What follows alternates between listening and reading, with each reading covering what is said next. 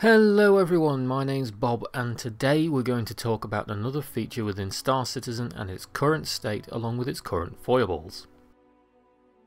Today's video is about space bikes, more specifically the GravLev feature as CIG and the wider community has chosen to nickname it. Right now this only affects two vehicles in the StarCitizen Alpha and their respective variants, the Drake Dragonfly and the Alpoa, I probably totally butchered that, Nox. GravLev is the name for the way in which these vehicles move and air quote fly. To all intents and purposes to our eyes they look like they hover or they're using some kind of anti-gravity thruster. This is great, it adds another cool new element of transportation to the game, especially when you're exploring planets, or maybe when you're just moving through a busy city that's a little too tight for your spaceship to manoeuvre in and out of. Covering both space bikes quickly, my personal favourite is the Nox, and I own a Nox Q, or Q, however you want to pronounce it, which is the limited silver variant, although the normal black one looks pretty epic too. It's like something out of Tron that mated with something out of Blade Runner and then had one hell of a bastard child. The Drake Dragonfly is a two-seater vehicle with pontoons, with the rear passenger sat facing backwards to shoot any pesky authoritarian people that might be pursuing you for reasons unknown. Not that you'd really do anything illegal within the game in the first place though, right? The current problem with them is this: these vehicles, and the ones to come, such as the Origin X1, which we still just have a concept for, have their own engine mechanics to make them move. This is the GravLev system, but they're still bound by the other ship physics in the game.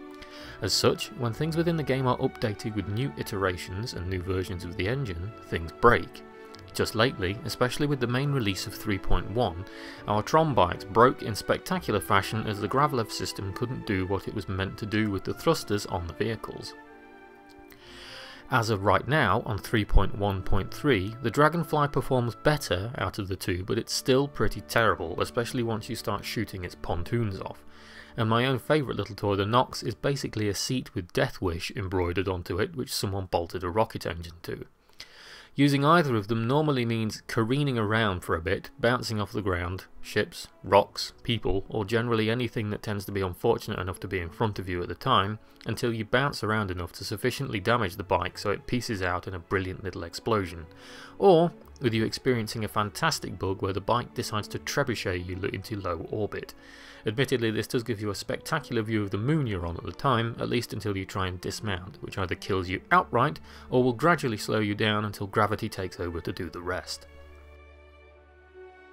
Currently then, both bikes mean death. However, with the new iteration of the current PTU 3.1.4, CIG are attempting to fix our lovely Tron bikes.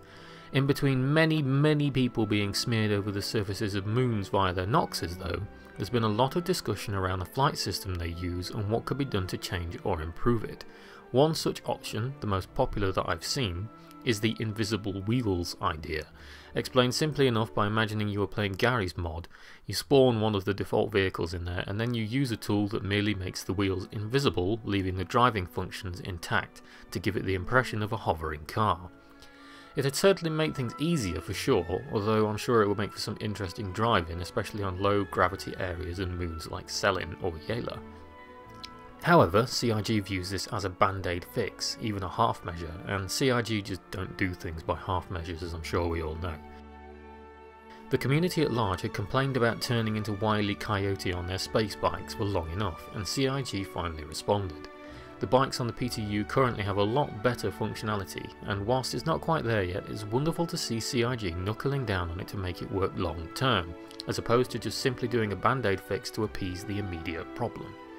It's important because I think it's going to be a vital part of the planet and moon-bound gameplay when the game expands beyond the current Stanton system, not to mention for future implementation of vehicles such as the aforementioned Origin X1 racing bike and beyond. The Origin 600i comes with a Rover too, and we haven't even seen a concept for that. Considering we've yet to see an Origin vehicle with wheels, what's to say Origin's new Rover won't hover either? Origin tends to think outside the box, and it'd be an interesting twist. So there we are guys, GravLev in a nutshell. Space bikes, and possibly cars, of the future, and the importance of getting it right, even if it involves a few misguided engines, thrusters, and several explosions along the way. Thank you for watching, chuck a like on if you enjoyed, and I'll see you next time.